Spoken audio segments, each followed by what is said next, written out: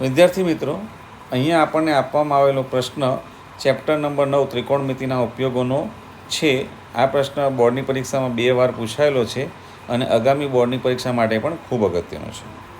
તો વિદ્યાર્થી મિત્રો, અહીંયા પ્રશ્નમાં આપણને કહેવામાં આવ્યું છે ટાવરના પાયાથી 30 મીટર દૂર રહેલા જમીન પરના એક બિંદુથી ટાવરની ટોચના ઉચ્છેદકોણનું માપ 30 છે, તો ટાવરની ઊંચાઈ શોધો. તો વિદ્યાર્થી મિત્રો, સર્વપ્રથમ આપણને કહેવામાં આવ્યું છે ટાવરના પાયાથી 30 મીટર દૂર, એટલે આ જે છે આ ટાવર છે અને આ એનો પાયો છે. તો આ પાયાથી આ 30 મીટર દૂર, એટલે કે આ સી બિંદુ આગળ, સી આપણું નિરીક્ષણ બિંદુ છે, અહીંયાથી નિરીક્ષણ કરવામાં આવે છે. તો 30 મીટર દૂર રહેલા જમીન પરના એક બિંદુથી, એટલે કે આ બિંદુએથી ટાવરની ટોચના ઉચ્છેદકોણનું માપ, એટલે કે આ ટાવરની જે આ ટોચ છે એનો ઉચ્છેદકોણ, એટલે અહીંયાથી આ બિંદુએથી જોવામાં આવે છે, એટલે જે આ ઉચ્છેદકોણનું માપ જે છે એ આપણને આ 30 આપવામાં આવેલું છે. તો આપણને એમ કહે છે કે આ જે ટાવર છે એની ઊંચાઈ કેટલી થાય, ટાવરની ઊંચાઈ કેટલી થાય એ આપણે શોધવાની છે. તો વિદ્યાર્થી મિત્રો, અહીંયા આપણને જે પ્રમાણે વર્ણન આપ્યું છે એ પ્રમાણે આપણે આકૃતિ દોરી કાઢી છે અને આ જે છે બાજુમાં જે છે એ આપણે બધું વર્ણન એનું આકૃતિનું લખી કાઢ્યું છે. હવે વિદ્યાર્થી મિત્રો, આપણે અહીંયા જોઈએ છે કે આ જે આકૃતિ છે એમાં આપણને આ જે ત્રિકોણ એ, બી અને સી છે, જેમાં આ ખૂણો બી છે એ 90 છે, કારણ કે હંમેશા ટાવર છે એ જમીનને લંબ હોય, એટલા માટે આ ખૂણો 90 હોય.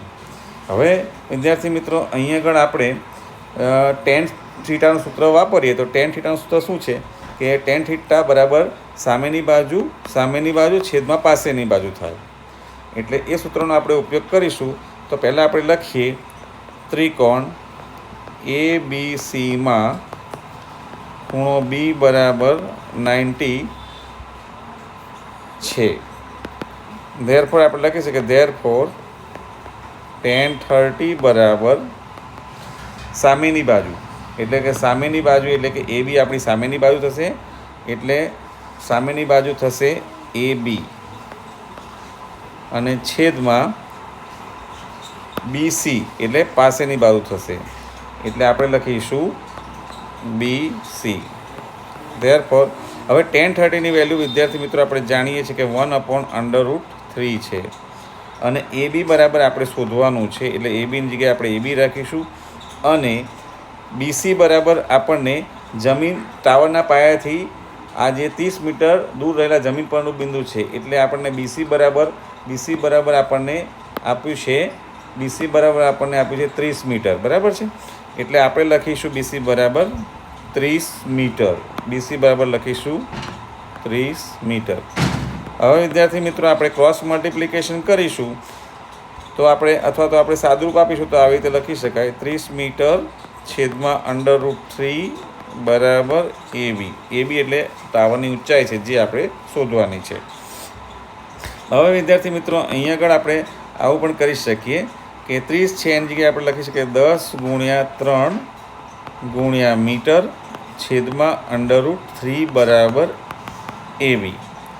એન્ડ ધેરફોર હવે વિદ્યાર્થી મિત્રો, આપણે 10 × 3 છે એ √3નો વર્ગ છે, એટલે આપણે 3ની જગ્યાએ 2 વખત √3 ગુણાકારમાં લખી શકીએ, ગુણ્યા મીટર છેદમાં √3 બરાબર એ બી. એન્ડ ધેરફોર વિદ્યાર્થી મિત્રો, અહીં આગળ √3નો તો છેદ ઉડી જશે. ધેરફોર આપણને મળશે એ બી એટલે કે ટાવરની ઊંચાઈ બરાબર tan √3 મીટર. તો જે આપણો માંગેલો જવાબ છે.